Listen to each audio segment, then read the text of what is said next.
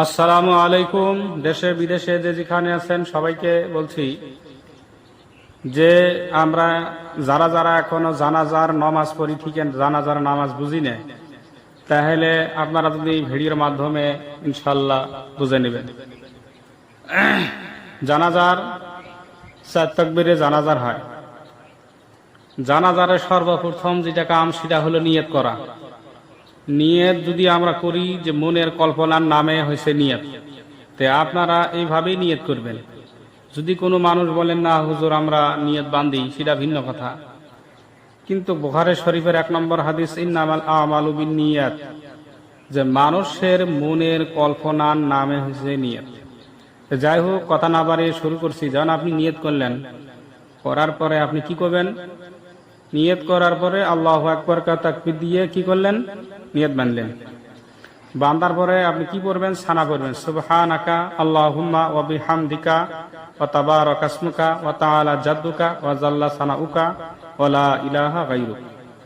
এটা বরাবর আড়া তাকবীর দিবেন। 2 নম্বর তাকবীর আল্লাহু আকবার। তারপরে কি বলবেন? তারপরে আল্লাহুম্মা সাল্লি আলা মুহাম্মাদিন ওয়া আলা আলি মুহাম্মাদিন কামা সাল্লাইতা আলা ইব্রাহিমা ওয়া আলা আলি ইব্রাহিমা ইন্নাকা হামিদুম মাজিদ।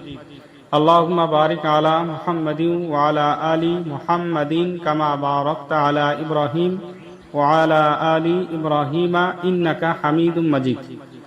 দরুদ শরীফ পড়ার পরে আপনি কি করবেন? আবার তাকবীর দিবেন, আল্লাহু আকবার। ইমাম সাহেবও তাকবীর দিবেন। এই 3 তাকবীর যখন হয়ে যাব, তারপরে বলুন আল্লাহুম্মা গফির লিহাইয়িনা ওয়া মাইয়িতিনা ওয়া শাহিদিনা ওয়া গায়িবিনা ওয়া সগীরিনা ওয়া কাবীরিনা ওয়া যাকারিনা ওয়া উনসানা। আল্লাহুম্মা মান আহইয়াইতাহু মিন্না ফাআহইহি আলাল ইসলাম ওয়া মান তাওয়াফাইতাহু মিন্না ফাতাওয়াফাহু আলাল ঈমান। এই দোয়া পড়ার সাথে সাথে কি করবে ইমাম সাহেব? সর্বপ্রথমে সালাম ফিরব, ডান দিকে আগে সালাম, আসসালামু আলাইকুম ওয়া রাহমাতুল্লাহ, আসসালামু আলাইকুম ওয়া রাহমাতুল্লাহ।